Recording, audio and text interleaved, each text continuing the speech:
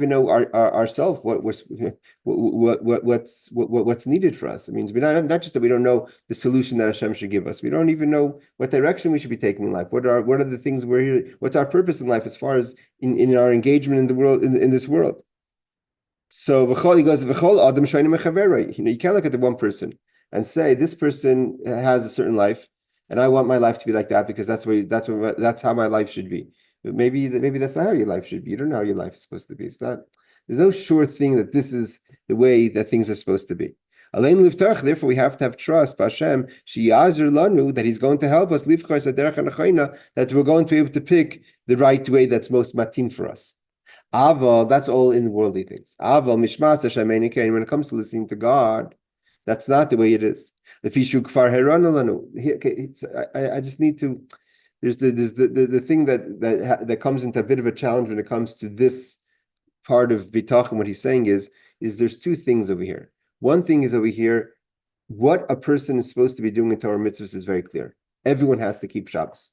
A person can't say, well, do I know if Shabbos is something that's meant for me? You have to keep Shabbos, you have to keep kosher. Not about in extreme circumstances where there's reasons that you shouldn't be keeping halachically. I'm saying what the Torah wants us to do is very clear. The 630 mitzvahs. Don't dress a certain way. Don't say certain things. You can't say, well, maybe I should be talking lashon hara. I should be feeling jealous. Or I should be feeling insecure. There's certain things. The Torah is very clear. I should be depressed. The Torah is telling us a lot of the times, obviously, in ways the best that we could work on ourselves. But the Torah clearly tells us what we're supposed to be doing. So to argue with what the Torah wants, maybe that we should say that we don't know what the Torah wants from us. The Torah is very clear what it wants from us. But within that itself, within the framework of Torah, obviously there's fakes, there's doubts of within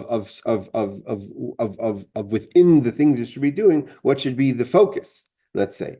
So there you have to have obviously bitachon and trust. But talking about the basics, the bottom line, the foundation of what is expected from a year, the 613 mitzvahs, right? So he says like this: Avol mishmas Hashem einikein. The fishu kfar heralon. He showed us as oifen and by what we should be doing. And he told us to choose to do it. It means we shouldn't ask ourselves what we should be doing. God says, like He says in the last week's parsha, choose life. Choose the things that are Torah mitzvahs. What kind of life should I live? Should I be a religious Jew or a God-fearing Jew, a active Jewish person? Yes, that's what the Torah says you should be doing. He says,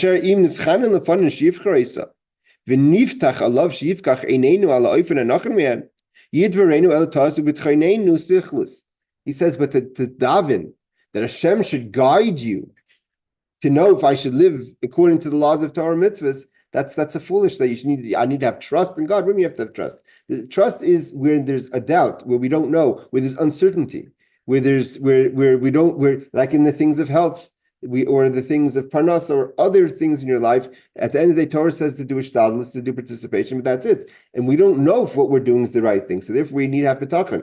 If we're doing the right thing in Torah mitzvahs, you don't need a prayer for that. Bitachon, that's not where we place our trust. That's where we do, not trust. It's not the same thing. God already opened our eyes. Of what we should be doing, what will be best for us in this world and the next world. Like it says, God commanded us to do the Torah mitzvahs, these commandments. And what? To lead us Hashem, to fear Hashem, like our God. These are going to be things that are good for you. And for the world to come, it's going to be a tzedakah that we've done. But the end of the day is the doing of what we have to do when it comes to being a God-fearing Jew. That's clear. So he says here in the parentheses, again, they're in the permissible, in the things that we should be doing, there's also emphasis. There's different avodas. There's many sfekas. There's many doubts we have, as even within our avodas Hashem. But that's within the framework of avodas Hashem. But if we should be serving God or not be serving God, there's no. I mean, a person could say, maybe I should be doing something. I shouldn't be doing something in worldly things. You don't know it. Should I go to this doctor? Shouldn't I? But there's. So you have bitachon. You don't know the choices you're supposed to be making. In Torah, we know you're supposed to make the choices of Torah. Now, again, obviously there are sfekas. of within the Torah, what is emphasis, what you should be doing. There's a lot of times if I'm a teacher, what subject should I be teaching? If I'm and obviously within we have rules that either your Rebbe, your teacher gives you, how what would you be most effective in, how well you're able to explain certain subjects. Obviously, you have rules when it comes to what your goals are. But at the end of the day, there is a place for suffix in Yiddishkeit, for doubt in Yiddishkeit, but it's not a doubt if you should be a Jew or not. Yes, Aaron. You said we should do the 613 commandments. Why did Hashem take away some of those commandments? The Gemara says an example of a ship that's sinking. That when a ship is sinking, so you need to lighten the weight. And at the end of the day is in Gullus, in exile, the we have to lighten the weight. And imagine a lot of the laws that we have today that are difficult. It's difficult to be a Jew. It's not easy to be a Jew. Imagine on top of that, also was included in that was laws of purity. You know how hard it is to keep the laws of purity that we don't have anymore, or other laws that are connected to that were no longer applicable because the Beis Hamikdash we're not in Eretz Yisrael in a proper way. So it's much harder. So it's kind of like we're in Gullus. It's hard enough. So God kind of lightened the load, and which makes sense. I mean, it's another whole level of conversation when you push. You have to watch where your hands are touching, and if you're impure, you're not pure. I mean, that's the Pasha text. That's the simple explanation. And I just want to read something he says over here. Once the Torah tells us clearly, that you want it, that when you do Torah mitzvahs, that's what's good for you. You do a brura, and what you're supposed to do, we have Shulchan Aruch. Shulchan Aruch says, addresses questions when it comes to halachic questions, how you're supposed to behave. This should no longer be the evaluation. Should I do this? Shouldn't I do this? This blatis machshav klal, to think about it. But however, in worldly things, there's no certainty. The point Rabbeinu Bachya is saying is that where do we have certainty? Certainty we have in knowing what we should be doing in Torah mitzvahs. And you wake up in the morning, right? And you want to know, what do I do first? You know clearly, the Torah says, say Mundane. And then what do I do second? I wash negavas, I wash my hands. And then I say brachas, everyone according to their minhag. And then you're supposed to get ready to go to shul. And then you put on your tefillin. And then you give tzedakah every day. And then you light Shabbos candles every Friday night. And then you make sure you have your shiurim. You have to learn Torah every day. And when you go to the store, you only buy kosher. And when it comes to Shabbos, you keep the Shabbos. It comes to Yom Tov, you keep the Yom Tov. These are very clear things. When it comes to worldly things, at the end of the day, nothing certain. We try to do the best we can, and we have bitachon on the rest. But do I say Moeda'ani first thing in the morning? That is certain. So the Torah gives us certainty. And in the subjects that we have certainty in, to have bitachon there is wrong. That's his point. He says something else. There's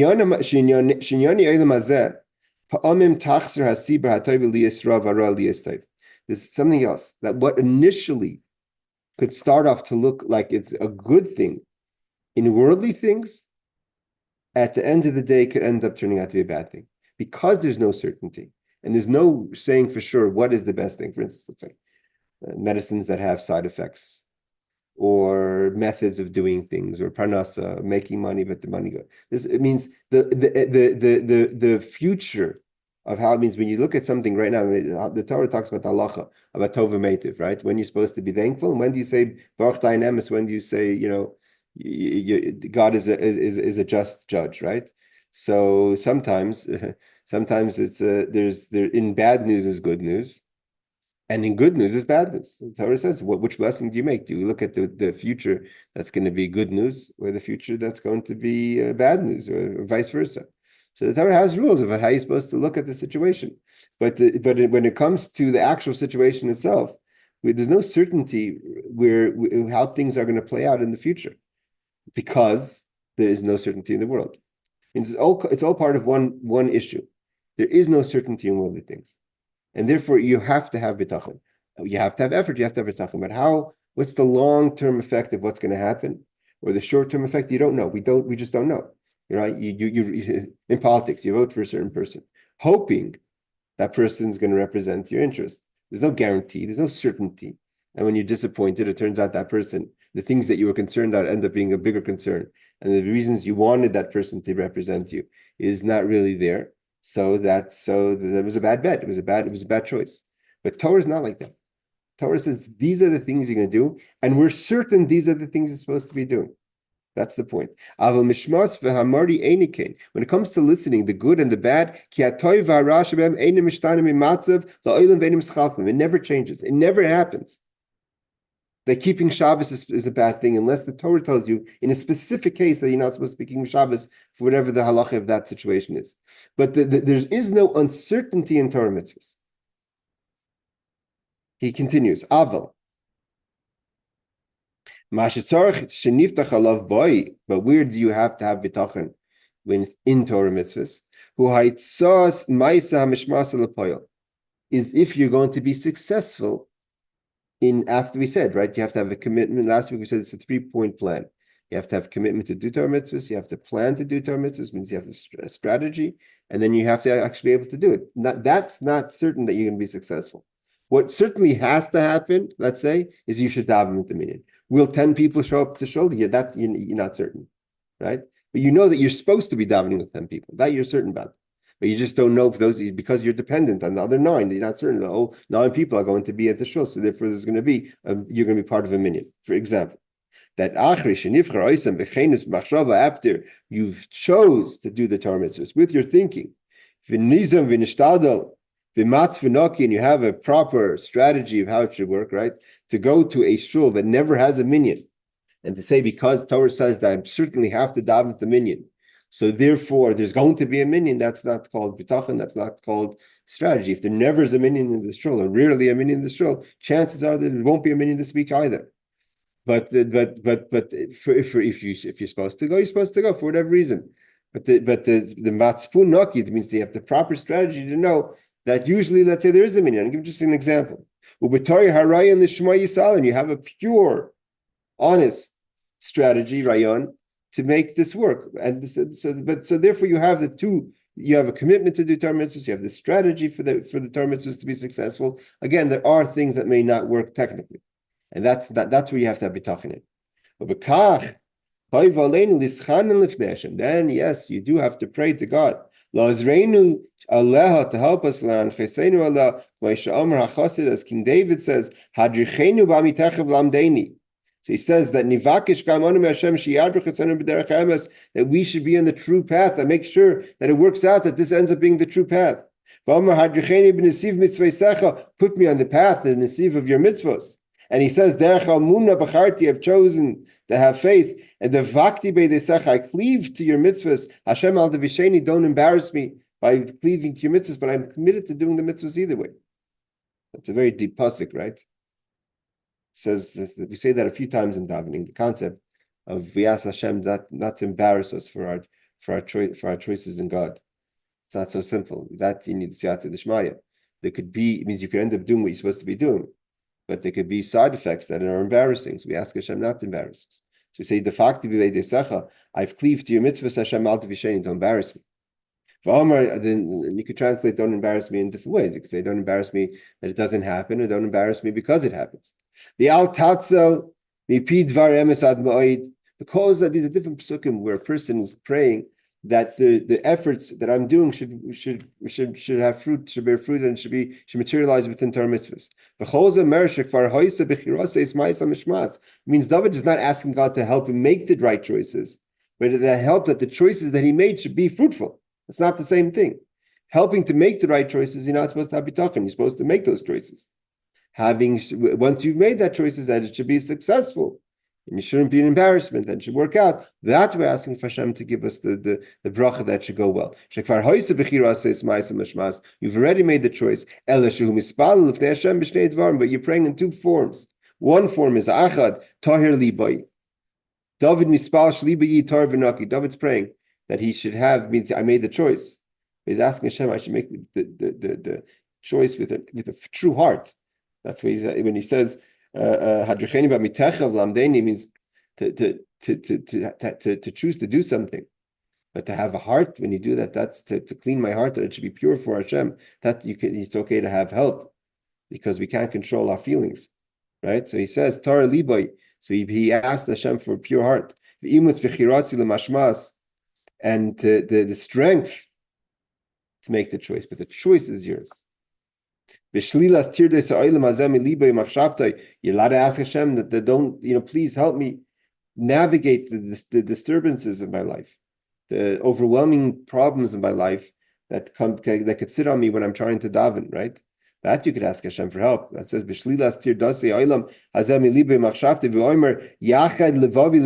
unite my hearts plurally to fear God. Don't let me see the falsehoods. Hat libi al tat libi l'davara. Pedeni ma'ishik adam. Kol adem lach. It means that these are tefillos mikuvenes lebakashase ezus Hashem lahasur midarkei michshalim. There we're asking God that we know the choices we have to make. We want to make the choices. Please help us that we shouldn't have obstacles. Please help us that I should be strong and not give in to temptation. That's okay. But because we're human. But what bottom line, the choices that we have to make, and we're committed to make those choices, that's up to you. So v'gam pnimis kadei sheyatzliach l'mamish es b'chirasai, and also that we should have success in our choices. V'asheni, the other thing that David HaMelech used to pray for is chizuk evar v'afolos asiyah b'mashmasai. And it says, David asks, that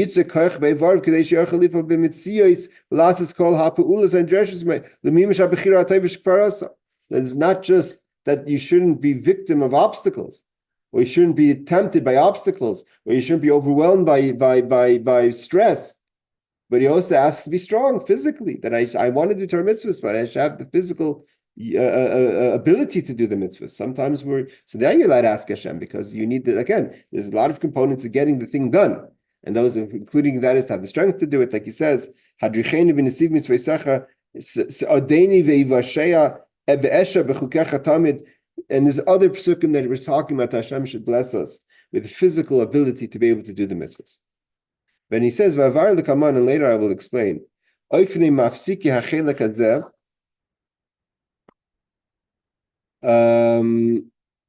The goyimim shemachlishim as bitachon Hashem b'nyani mitzvahs. The things that could cause a lack of bitachon in our performance of mitzvahs, he's going to address that later. And the ways to help. What's the best as Hashem? In God's help, he will address certain issues that when it comes to performing some mitzvah of where we need to have focus on strength and other things. That's another section. But what he wants to say is that we're up until this point we discussed the uncertainty in life, and therefore the necessity for bitachon. Over here, we're saying is that there is certainty what we should be doing. That's the performance of Torah mitzvahs. Of course, there's the ability to performance, there's the physical ability to perform it. There's the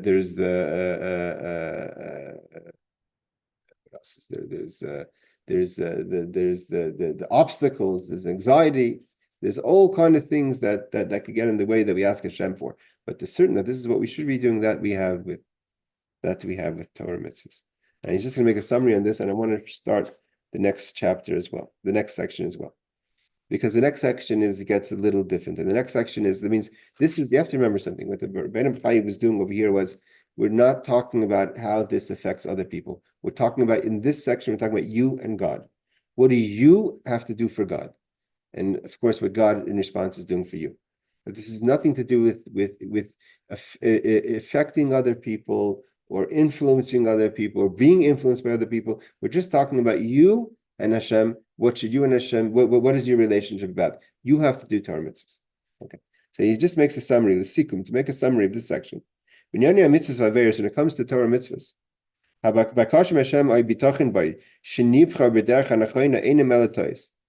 to know what choices you have to make, and God should give you the wisdom of what choices you have to make, that's wrong. The certainty, this is the choices you have to make. If God tells us to do something specific, so don't do something, then it's clear what we should be doing. Don't do this or do this. There's no reason to have doubt, or to be concerned. Not to be maybe I made a mistake. Right? I mean, let's talk about it basically. Should I put on film or not? Should I light Shabbos candles or not? I mean, you don't have to have a doubt. You know that you certainly did the right thing when you put on film. You know you've certainly done the right thing when you've lit Shabbos candles. The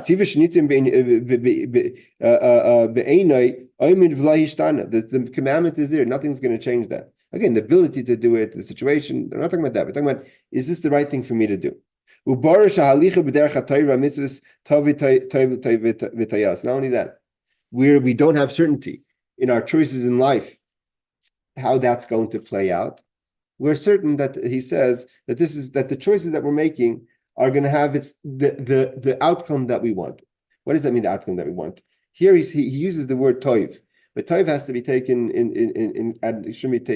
has to be taken in the proper context. If a situation happens, right? Where do we have the picture of the famous picture of the Holocaust of the chassid wearing tefillin being mocked, and who knows what happened after that picture by the Nazis, right? If they shot him because Mishrabi, it was, so you can say, well, had he not put on the tefillin? Maybe not. So that means that there's no, that part of the conversation is not there. When, for instance, at the end of the day, is Hashem decides you have to have bitachon. You have an operation, right? Should you have done the operation or not? You don't know, and you have to have bitachon that you were supposed to have the operation, and the outcome of the operation is what should have happened. But you need bitachon in that. You're not certain that. You're only certain because you have bitachon. But your certainty is based on the trust. But over here is the certainty is based on the Torah telling you have to do the mitzvah. Obviously, there's circumstances where the Torah would say not to do the mitzvah. Whether it is,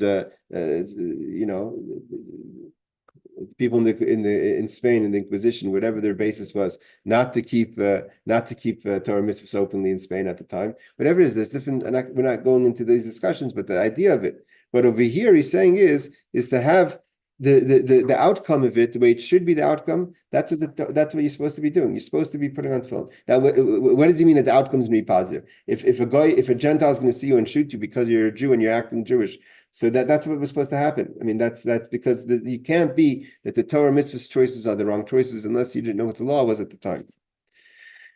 Again, okay, so the summary is, but at the end of the day, is still we have davening. We pray that we shouldn't have obstacles, and we shouldn't have physical inabilities to perform the mitzvahs, and we shouldn't have stresses that get in the way. That you're allowed to daven, like David Melch daven, but the choices and what you should be doing is the right choice. And he says, I'm just going to finish the summary over here. He says, a person can make two mistakes when it comes to Torah mitzvahs. The first mistake a person can make is Adam right to last his table, a person wants to do good and chooses good. That you may not have the ability, physically or nafshi, physical or emotionally. Rabbeinu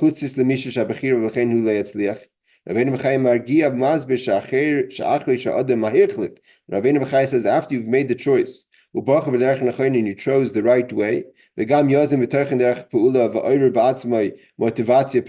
you've created a strategy and you've motivated yourself properly, then you have to be samach on Hashem that God for sure will give us the ability to do the mitzvah if it's meant to be. So there you shouldn't be in doubt. You have to know that as long as you committed to do the mitzvahs and you created a strategy and motivation, etc. The second mistake is Adam mevater miroish al shlav kabos achlatis v'abchira u'mitzav shekadosh baruch hu yazim lo es hamitzvahs v'yidag shikayim kol chavos v'amital tzlav. The second thing is where a person says, I don't know what I'm supposed to be doing, and I have to have bitachon that God is going to show me the mitzvahs I have to do. No, you go to school, you learn. There's ways. You ask the rabbi what you're supposed to be doing. You don't have trust that God's going to open your eyes, that you should know what the Torah mitzvah is. The Torah mitzvah was given us. It's tradition. We have it for 3,500 years. The Torah was given at Sinai. And if you're not familiar with the laws, you can get familiar. You can ask someone. There's ways about it. But you can have bitachon that you find the right rabbi. You could have bitachon that if the information is not available to you, that it should become available to you. But the lack of certainty, the lack of what I should be doing, and saying God has to show me if I should do Torah mitzvahs, that obviously is not a place where we have bitachon, that we have certainty, unlike things in the world. Okay, that closes this subject. I'm going to go a little bit into the next one. Aval bir hachel kachamishi. What is the fifth part of bitachon? Shehu v'hu chayvus ha'evarim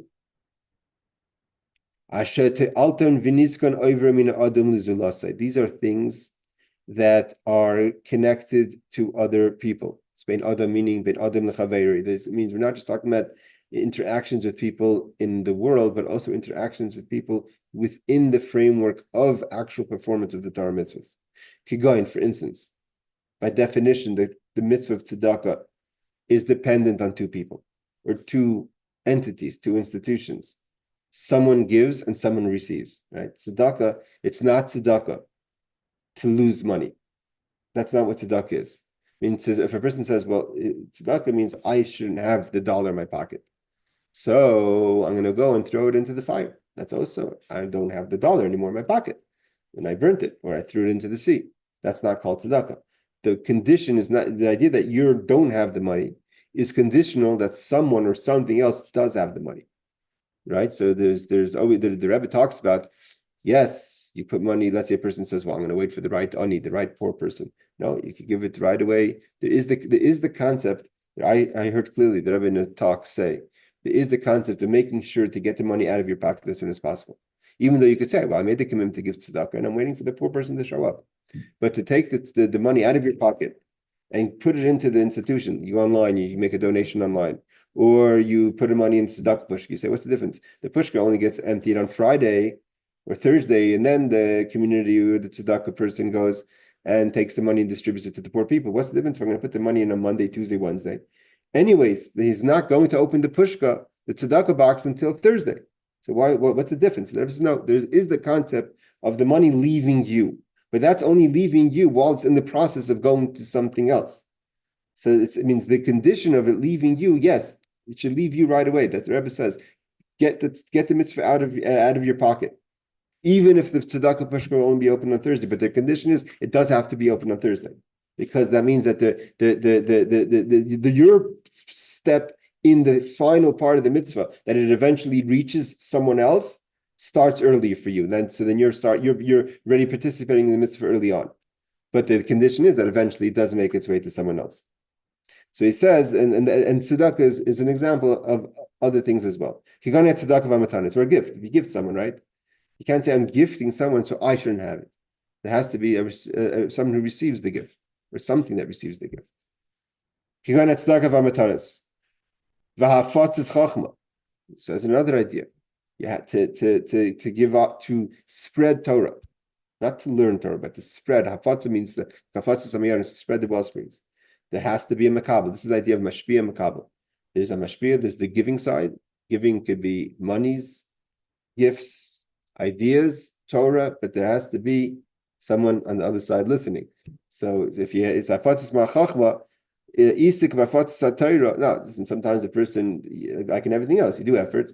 You prepare a shir, no one shows up, right? Or so you could say what that there's you did your efforts. I mean, that again, you're dependent on someone else. No one else showed up.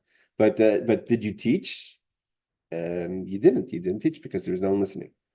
So he says Kiddush Hafatzis Pnimi, like he says, the teaching of the Torah is very important. He brings down that idea. Emisai Kasimar, when will Mashiach come? When your wellspring spread, spreading the well springs is that there's someone listening. That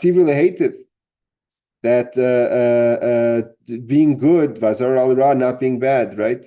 So those are also connected to people. Hative to someone, to be good to someone, to not to do bad to someone else. If you have obligations to pay back loans, again, these are all interactions between people. Someone is the lender, someone is the borrower. Keeping a secret. Being a trustworthy person when it comes to information. Again, these are all who you are the guardian of this information that someone else gave you. So Vedibur Hana, talking nice. Again, there's the person who you're talking nice to or nice about, and the person who and the opposite, you're not talking nice to or not nice about. Again, that involves someone else. Being respectful to your parents, there's parents involved. There's other people. Achzar satayim, someone who's if you're trying to bring someone back from the path of bad. Again, there's someone has to be on that path. Again, it doesn't mean we're not talking about the numbers here. The success of how many people have you brought back, how many people have you taught, how many people you've affected. We're not talking about the numbers here. We're talking about there's a condition, even if it's one person, right? The Baal Shem Tov taught the famous teaching that Rabbi Baal Shem Tov said from Reb Mordechai Tzaddik, that a person could come down to this world to do one person one favor, and that one favor may not be about teaching them Torah, may be about helping them settle down, carrying their bags, whatever. One tover begashmis beruchnis. But there's that one someone. At least it's one. It has to be someone. There has to be one person. We're not talking about the numbers here. We're talking about the end of the day is that your involvement in these things have someone on the other side. If you live on the island and you're talking to the walls and you're putting your time into all those things that are not connected to anyone else, just to say that I'm, again, like I said, it's no different than throwing $1 into the fire. Again, it may not be possible. That's fine, but it's just dependent on that. That's all. So he says, giving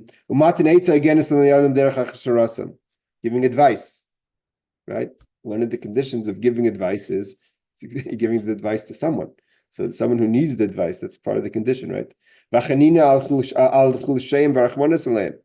And compassion, rachmanis, these are all things that involve another person. And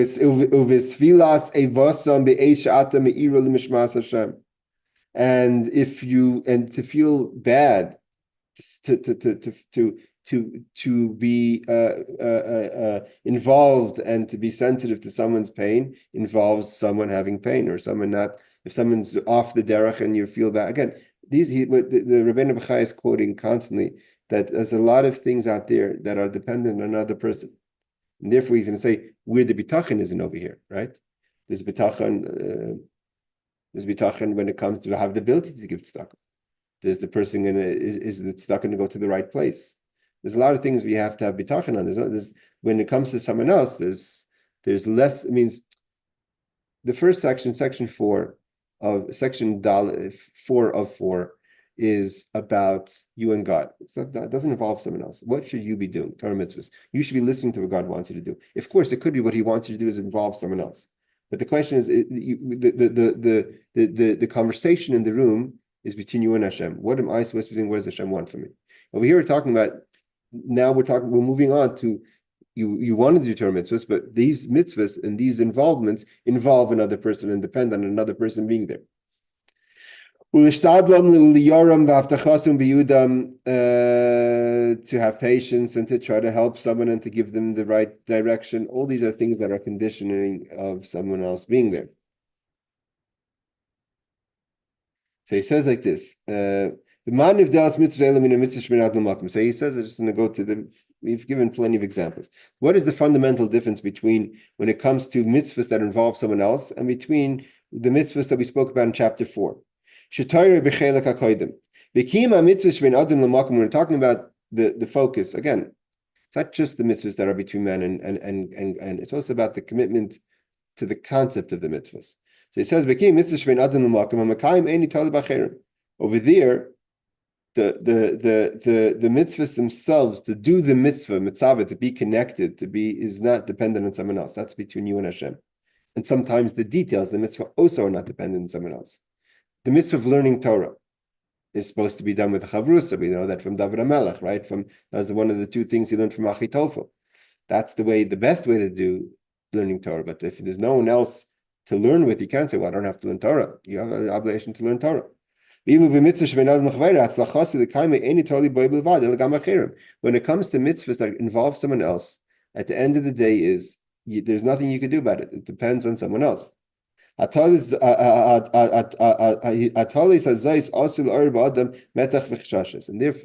because the person is dependent on the mitzvah being involved with someone else, this is where there could be a cause of metach, of stress and anxiety. If your obligation is to help someone, what if the person doesn't take your help? Are you going to be successful in educate? If you have to educate, are you educating right? This, to teach is nice. We have the tefillah of the Ramban. I was just telling someone on Shabbos, we have the tefillah on the Ramban not to make a mistake. We could teach wrong, not even intentionally. Now no one's perfect. No one has the right answers to every question. You have to have siyata d'shmaya, and you have to have mamish ask Hashem for help. that you don't make a mistake, right? That David Melech, that Hashem was with him. That's the siyata d'shmaya, that they knew that God was with him in the halacha. What happens if people are not going to listen? Are not going to be successful in influencing others, and people don't find me likable in the way of influence, right? So then you feel that could cause stress. You want to be a person of influence. You want to be helpful, but people don't want your help. Or maybe, there's your involvement in the problem. Maybe you're not coming off nice, or maybe you're being bossy or possessive or obsessive, whatever. There's all kind of problems that you could be involved in that you could work on yourself. But then there's up to that point, there's people just may not be interested. Maybe you want to give advice, but you're not the good person. So, but at the end of the day, if you're going to be successful, it's not dependent on you. I'm going to plug my son. My son told me yesterday, my son is a shliach on campus in South Africa. Hashem should bless him and his wife Sarah with much success. So yesterday I spoke to him in the morning. So he says, Abba, tomorrow I have he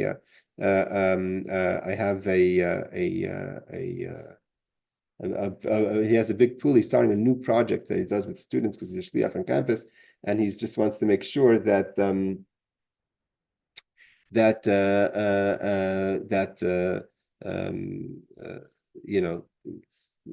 he's expecting 15 people to show up at this program, and last night it turned out there were 46. So you don't know, Hashem best. That's a bitachon. That's mamish. That tzlacha comes out obviously with good effort. So he says, at the end of the day, is dependent on other people. People have to want to show up. Let's just do one more paragraph and we'll open up the questions. So what's the right way? What do you do in these situations? You have to have tak bitachon. Here's where you must have bitachon, because it's not up to you. And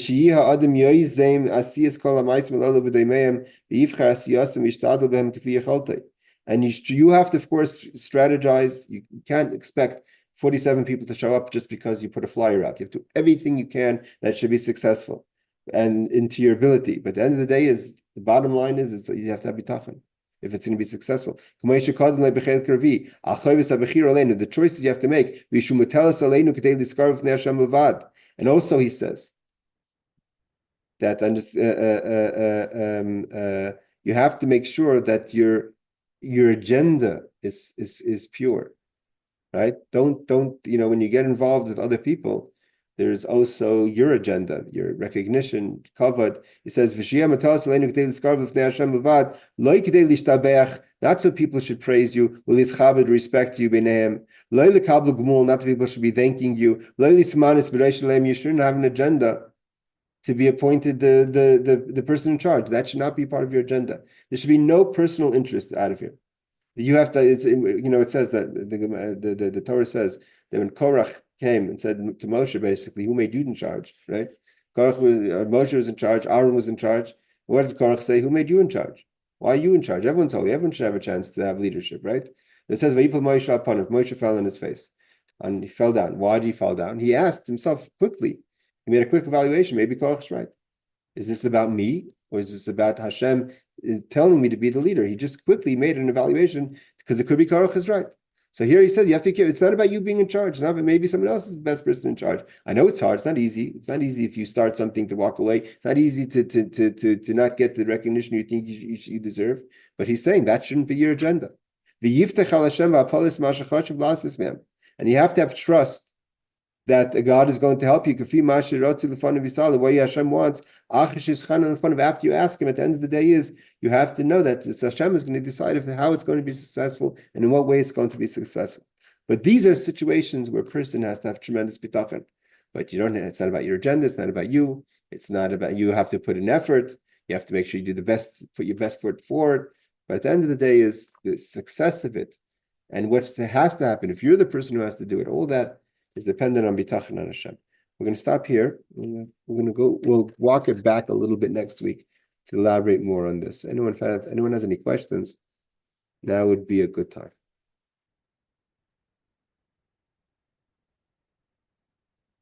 All right, I guess it's quite simple. All right, wishing you all Shavua Tov. Sorry for the beginning, it was a little hectic. And Mr.